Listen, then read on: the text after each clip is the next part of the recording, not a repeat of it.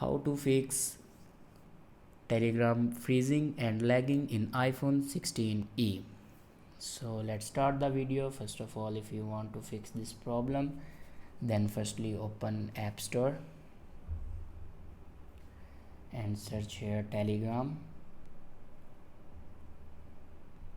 Now click on Telegram. Now here you can check your Telegram updates. If your Telegram have any update, then here you can see the update option.